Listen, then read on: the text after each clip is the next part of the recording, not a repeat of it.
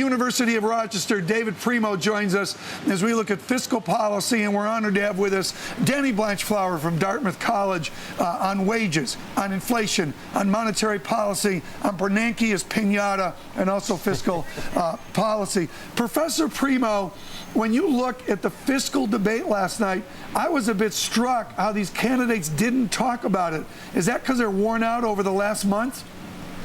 I think the candidates didn't talk about it because it's a hard thing to talk about. I didn't see any of the candidates put out a credible and sustainable plan to get the nation on a sure fiscal footing. Well, you look at the sure fiscal footing, what would these candidates do to direct us to sure fiscal footing that the super committee would not?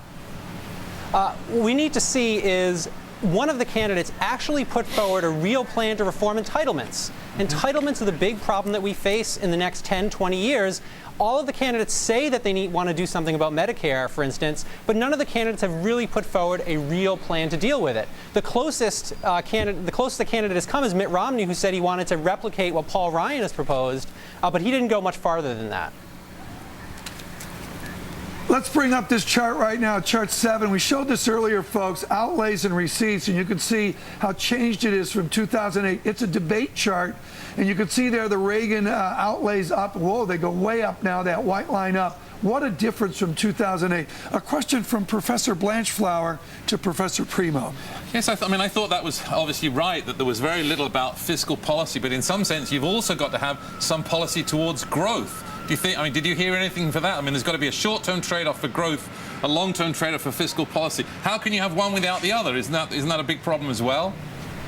You're absolutely correct, and I think that if you actually implement reforms that get our federal budget under control, that will spur the markets to respond in a very favorable way. What we're going to have is the markets respond and say, okay, this plan is credible, this plan is sustainable, and therefore we can begin investment, we can have more faith that the United States is going to act in a responsible manner moving forward. So I think fiscal responsibility is what's going to produce or create the incentives for growth. Right, I agree with that. When you got Primo and Blanchflower on, folks, you have to have at least one logarithmic chart. Let's bring it up right now. A mountain of debt. Slope matters. Okay, and it's an ugly slope. We were doing okay, and you can see the steeper line here, that mountain of debt. It's a super committee mountain of debt. Professor Blanchflower, that slope is ugly. Do you have any confidence a super committee can turn it around? Well, not really, because the big deal, really, I keep emphasizing, I agree with David Primo that dealing with the fiscal thing is really important, but we have to get the economy growing again. The world economy is slowing. Europe's a big headwind. We have to get that. And what we've seen is the debt's increased because of this huge financial crisis, so we can't just forget that.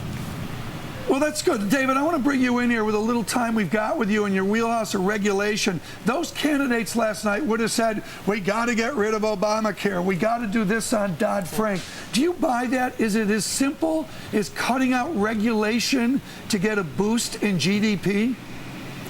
It makes for good, what I would call cocktail party politics. We're just going to get rid of all the regulations.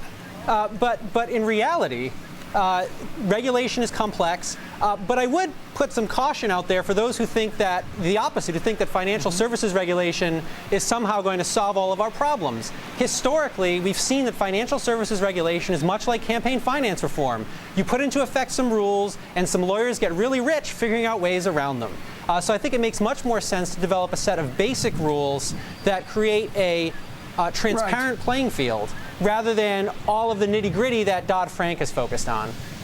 David, we got 1 minute left with you, and I want to talk to you about Rochester, New York. You're up there at the University of Rochester. Rumors of Kodak's bankruptcy the other day, which the company denied. You talk about creative destruction. You have lived it up there with Eastman Kodak. Some thoughts on the death of that company? In some respects, for Rochester, it's certainly a tragedy, but I would also say it's an opportunity. We have a very vibrant technology sector here. We have a very vibrant optics center here at the University of Rochester. And I think Kodak's imminent demise, perhaps, represents an opportunity for this region to reinvent itself. But a big part of it is going to be New York State regulations sort of getting out of the way of the creation of these businesses. And I have to say, Andrew Cuomo, as governor, has been very impressive thus far in sort of saying the right things about eliminating costly regulations. The question is, will he actually follow through in the next few months? And I certainly hope that he will, because I think upstate New York needs that. David, let's leave it there. David Primo, the University of Rochester, thank you for that perspective.